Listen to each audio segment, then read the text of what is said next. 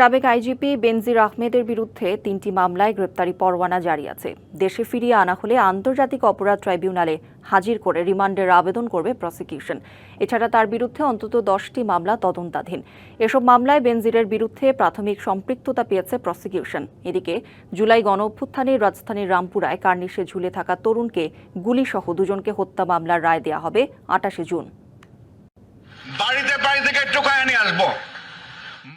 দুর্নীতি দমন কমিশনের মামলায় দুবাইয়ে গ্রেপ্তার হয়েছেন সাবেক আইজিপি বেনজির আহমেদ। এরই মধ্যে তাকে দেশে ফিরিয়ে আনতে কাজ শুরু করেছে সরকার।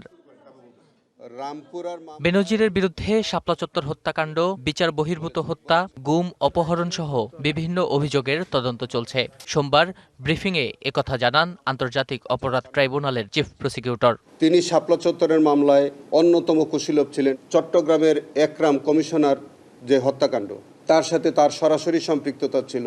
আরও অন্তত 7 থেকে 10টি মামলার তদন্ত চলমান আছে, যেগুলোতে প্রত্যেকটার মধ্যে তার সরাসরি সম্পৃক্ততা আছে। তিনি পুলিশ কমিশনার হিসেবে অসংখ্য হত্যাকাণ্ডের সাথে জড়িত, র্যাবের প্রধান হিসেবে অসংখ্য হত্যাকাণ্ডের সাথে জড়িত। তিনি যখন আইজিপি হিসেবে দায়িত্ব পালন করেছেন, অসংখ্য অপরাধের সাথে তিনি জড়িত ছিলেন। তিনি বলেন, দেশে আনা হলে বেনজির আহমেদকে বিচারের মুখোমুখি করা হবে।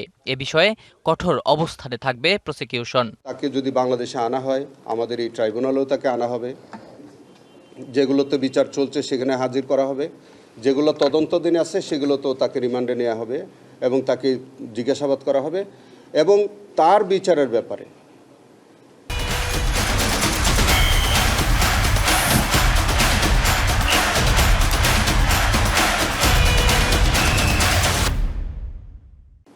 বিচারের ব্যাপারে আমাদের ট্রাইব্যুনাল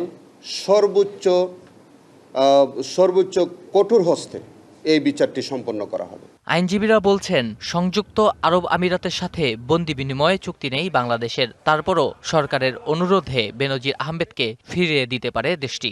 আরব আমিরাত সরকার আইনের শাসনে তারা যেহেতু বিশ্বাস করে, আমরা আশা করি বাংলাদেশ সরকার অনুরোধ করলে তাকে ফিরিয়ে দেওয়ার জন্য তারা সেই বিবেচনা করে তাকে ফিরিয়ে দিবে। বিষয়টা নির্ভর করছে আরব আমিরাতের সরকারের উপর বিশেষ করে, এবং আমাদের সরকার যত দ্রুততার সাথে, আন্তরিকতার সাথে বিষয়টা নিয়ে তারা প্রচেষ্টা চালাবে। এদিকে জুলাই গণঅভ্যুত্থানে রাজধানীর রামপুরায় কার্নিশে ঝুলে থাকা তরুণ আমির হোসেনকে গুলি করা সহ মায়া ইসলাম ও নাদিম হত্যা মামলার রায় 28 জুন ঘোষণা করবে ট্রাইব্যুনাল।